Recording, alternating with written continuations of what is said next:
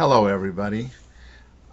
You've no doubt have already gotten some information on what we like to call calorie math, the relationship between what your body requires each day and how much you take in through eating each day. And you have learned that there has to be a difference. You have to eat less than your body spends in order to lose weight.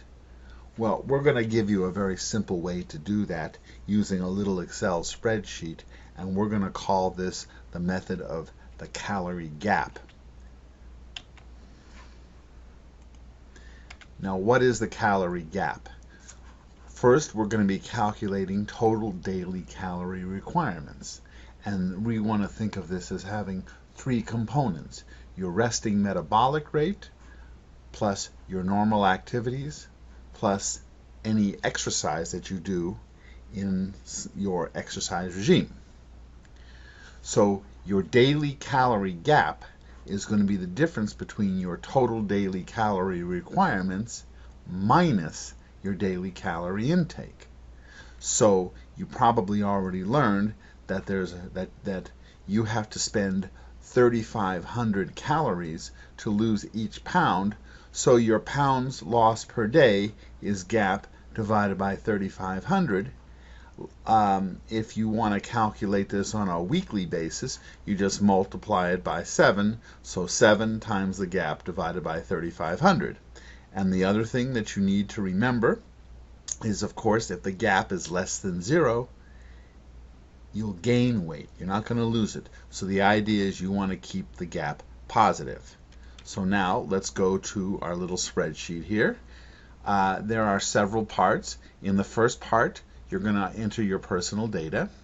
In the second part, part B, you're either going to enter an independent estimate of your resting metabolic rate, or tell the spreadsheet to do that for you.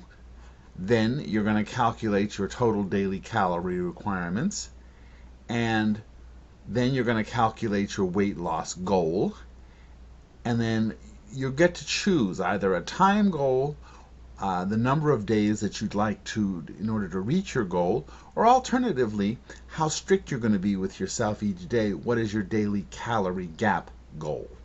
That, in a sense, is how much you have chosen to eat each day. So now, let's go to my personal data. I started off, I was 285 pounds. I'm a big guy. My height in feet is, I am 6 feet tall. No. And I am 2 plus 2 inches. And I am 57 years old. 5, 6, 7. And the last time I checked, I am a male. Okay, so now your resting metabolic rate, this is, we'd like to think of this, suppose that you were in a coma, suppose that you were sleeping, your body is still going to be spending some baseline, some minimum level of energy.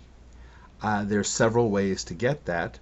One way is to go and get an independent test or an estimate. That typically means that you have to get up early in the morning and you're basically still sleeping. But you don't have to have that, it turns out. What you can do instead is just say, I don't have this, and instead we're going to get a rough estimate using some equations that are out there that have been calculated by the medical community, and it turns out that given my weight, my height, and my age and my gender, the estimate for my resting metabolic rate is about 21, a little under 2190, 2187.86. Okay, so now on to part C.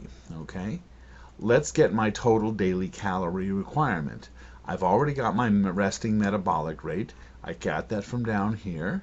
Plus, according to some estimates, I'll probably be spending around 300 in exercise every day. And then let's say that I'm kind of I want a kind of a moderate. I'm a little bit pressed for time, so I only want to spend a half an hour every day doing some cardio. So that's also another 300. Okay, so that bumps up my total daily calorie requirements to 2787. Okay, now my beginning weight, actually that comes from right here, and then my desired weight is 240. So my weight loss goal is 45 pounds. I want to lose 45 pounds.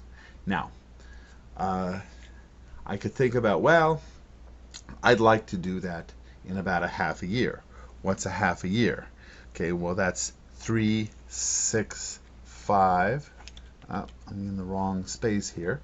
It's 3, 6, 5, and I'm going to divide that by 2. And of course, because if you learn a little Excel here, okay? So this gives me an intermediate calculation. It says that over this half a year, I'll be spending 157,500 calories.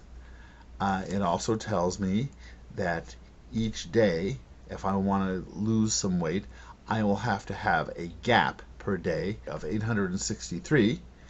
That means that given this number that I calculated up here, this 2787, and this that I have a required calorie gap, that means that I can eat 1925 calories per day.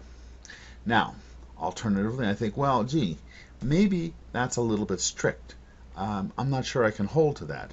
Okay, let's suppose that I wanted to just try to eat 500 calories less per day than my requirement. So I'm going to shoot for a gap of 500. That means that it'll take me a little bit longer, obviously. It'll take me almost a year, 315 days to get to my goal. But on the other hand, I'll get to enjoy a little bit more every day. I'll get to eat around 2,288 calories. So here we can see alternative ways, some options for you in your weight loss program. So I wish you all the luck in the world.